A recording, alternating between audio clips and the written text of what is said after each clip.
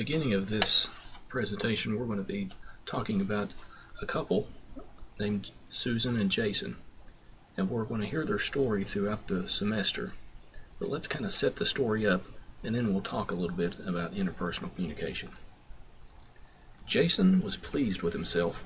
He had been working very hard and finally felt like he had reached the top. He had the proof in his hands. He was holding the key to a company condo. He could not believe his good fortune. Jason remembered when he had taken this job right out of college. He had interviewed on campus with many prospective employers, and he had gone from booth to booth and was feeling overwhelmed and depressed. No one seemed to be able to use his skills. Then he had stopped at this company called Invesco. The representative had been impressed with his resume.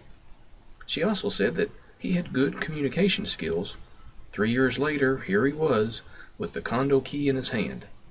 Once junior associates proved themselves with the company, they were promoted to a full associate and given full benefits.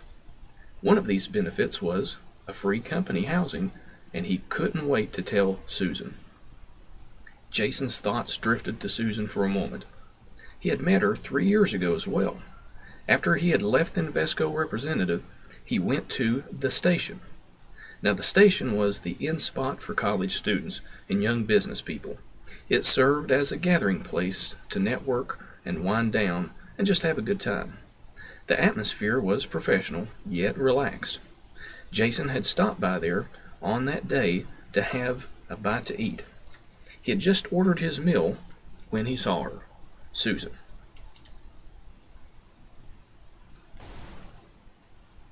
She was an outstanding lady, and she was just standing a few feet away. Although Jason had never believed in love at first sight, he did at that moment. He tentatively waved, and to his surprise, she approached his table. They started a conversation and had been together ever since. Jason knew Susan was the woman he wanted to marry, and the woman that he wanted to spend the rest of his life with. He had wanted to propose for a long time, and he had purchased a ring quite a few months ago, but had delayed asking Susan to marry him because he did not want her to live in this cramped little apartment on a junior associate's salary.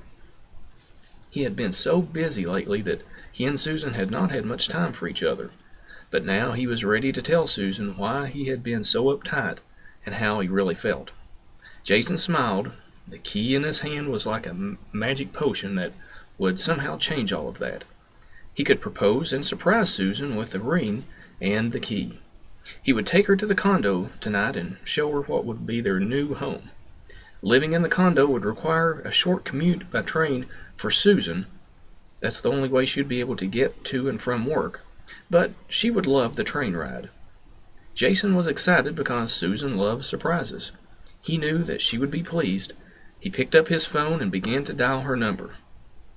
Meanwhile, Susan had been experiencing a particular difficult day at work. The project she had been working on had just taken a turn for the worse. She had been forced to call the client with the bad news, and he had not been pleased. She also had to suspend 2 employees for discipline infractions and was not even lunchtime yet.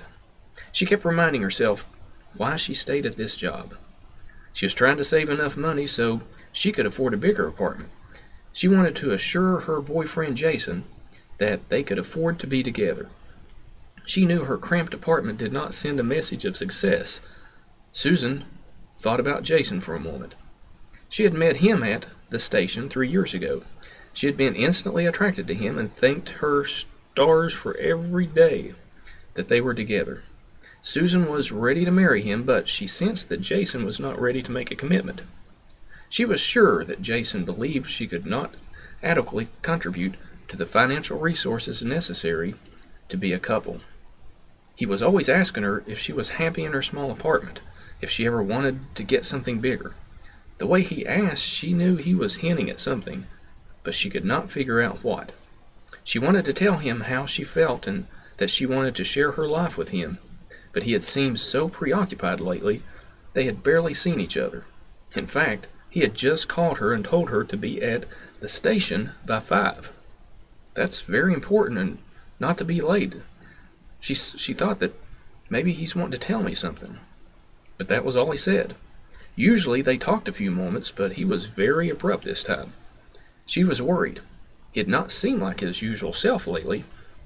Oh well, she could not dwell on it right now. She had a project to finish, and if she did not get it done, she would have to call Jason and tell him she could not make it by 5 o'clock. She didn't want to do that, so Susan went back to work. Jason arrived at the train station about 4:30. He had stopped by his apartment to get the ring and had stopped at the florist to get a dozen red roses tied with a velvet ribbon. He had attached the key to the condo to the ribbon. He was all set. He realized that he would have to reveal the condo surprise as soon as Susan arrived on the train, because the roses with the attached key would be hard to hide. But the ring and the proposal could wait until later, and he hoped she said yes. Susan was scrambling. How had this day gotten away from her? It was already 4:30, and she knew she had another hour of work at least. She had to make a decision and make it fast. She would work for 30 more minutes, then call Jason on his cell phone and tell him she would have to meet him about 5:30.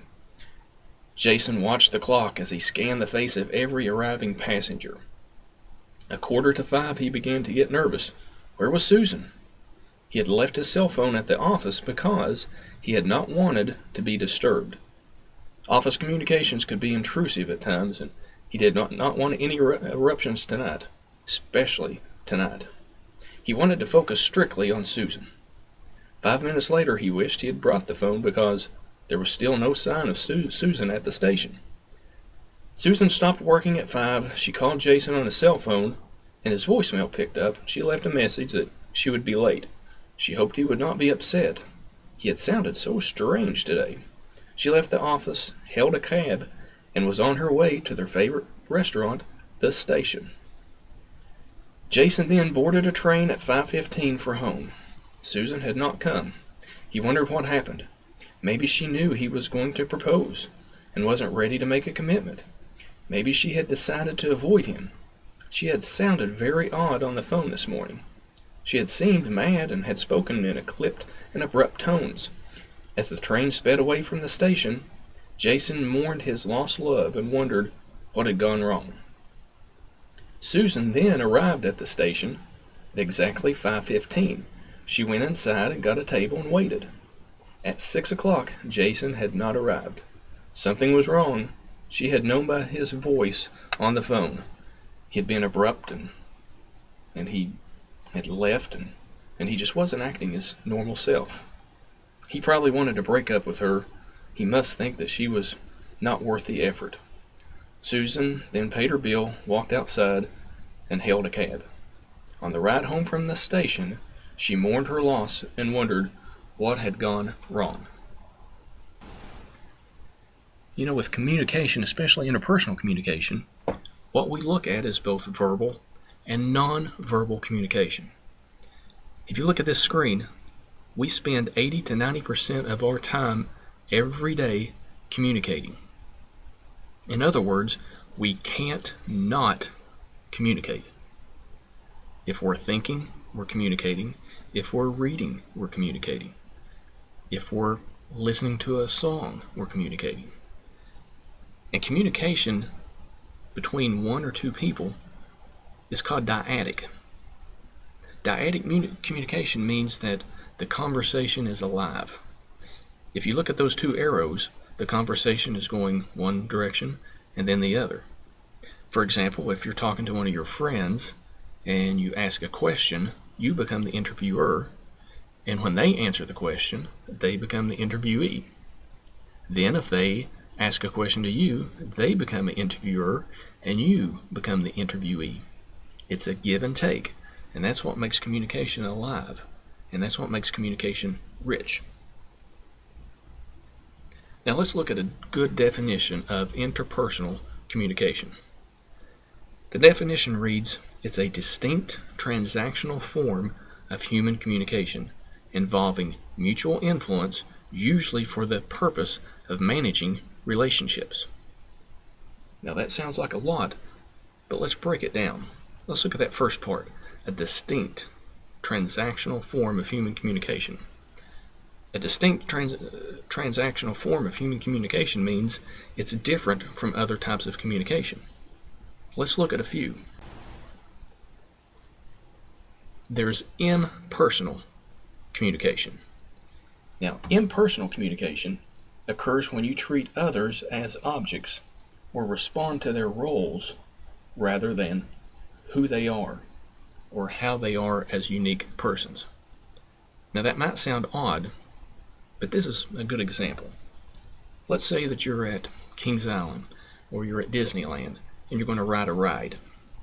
You've been standing in line and you start talking to the person that's holding the tickets or holding the gate. Whenever you just talk, you're just carrying on a normal conversation, but it's not very personal. You might be passing time. Or if you're at a grocery store and you walk through the checkout lane and the cashier asks, "How are you doing?" And you respond, "I'm doing fairly well. How are you?" "Oh, great. Boy, it's hot outside," or "It's cold outside, isn't it?" "Yes." Then you proceed to get your groceries and you leave. That type of conversation is very impersonal. But then we have mass communication. Now, mass communication is when one person communicates the same message to many people at once, but the creator of the message is usually not physically present. We see this on our evening news. If you see the weather person giving the weather, they're in a small studio, but they're communicating to hundreds of thousands of people. So the person does not have to be in the same room. Now, if we look at public communication occurs when the speaker addresses the audience in person. So that differentiates from mass communication. Public communication would be your professors in class.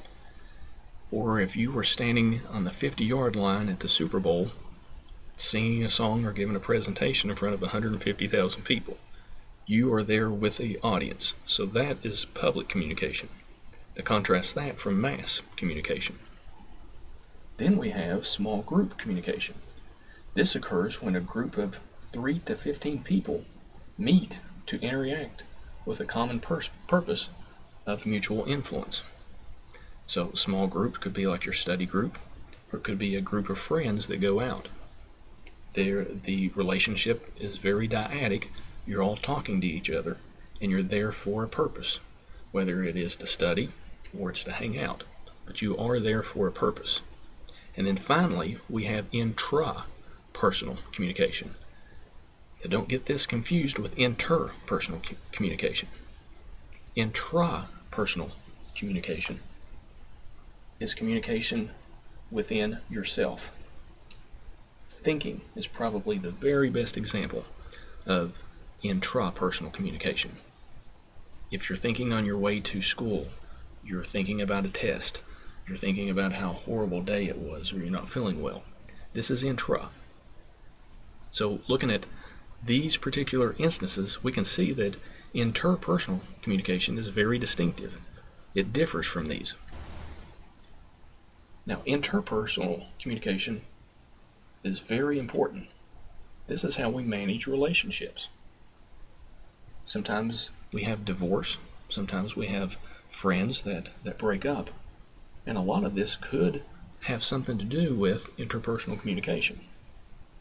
So if we can learn to communicate better, not only can we help ourselves on the jobs, but we can help ourselves in family situations. It also improves our health. If you look at what physicians have been observing with their patients, people that are widowed or divorced usually experience more medical problems such as heart disease or pneumonia, diabetes than do married people. And terminally ill patients with a limited number of friends or no social support die sooner than people that have stronger family ties. So having close relationships with others is a major source of personal and physical happiness. We also get improved relationships with our colleagues. Whenever you graduate and you get your dream job, you're going to be spending more time with people at work than you will with your family. Problem is, we can't choose who we work with. So we need to learn how to communicate effectively to carry on our work and to have better relationships at work and at home. Now let's look at the communication model. This is something that's very important, and we'll refer to this throughout the semester. Now, if you notice, I have on the left-hand side, there is the source, and the source is the originator of the message.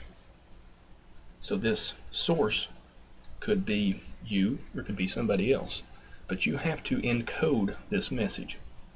And by encoding, this is the process you use to describe the message. Now, the message has to flow through a channel. This channel could be a phone, a video conference, or Facebook. It could even be Twitter. It could be face-to-face. But there has to be a receiver on the other end. And that receiver is the person who's going to interpret the message. Well, they interpret that message by decoding. And the way that they decode, they have to interpret the words or the nonverbal cues. So by looking at this, you can tell if you are a good encoder, then you shouldn't have any problems with the other person as they decode the message. And throughout that chart, you're going to have feedback. Whenever they ask questions or they look at your nonverbal, and you ask questions and look at their nonverbal. And then, of course, we have noise. And noise could be outside noise, as could be sounds, TV, music, or it could be inside noise. Kind of goes back to your intrapersonal communication. Maybe you're not feeling well. Maybe you're worried about a friend or a relative that's in the hospital. So you're thinking and you're not really listening. So this stuff happens to us all throughout our conversations. And all around this chart is the context. Well, the context is the area within where our communication is taking place. For example, if you're talking to one of your friends at a club, you would probably talk to them a little differently than you would if you were talking to that same friend at a funeral home. So as we look at this chart, let's think about this chart as we go throughout this semester. Look at each one of these, which are in your book, and think of ways that we just listened to our couple with Susan and Jason. Did Jason do a good job of encoding? Did Susan do a good job of decoding? How did they get the message crossed? He was talking about a train station, and she was talking about the restaurant that's a station. What could he have done differently? And have you ever had situations like this where you think that you maybe have messed up by decoding or messed up by encoding?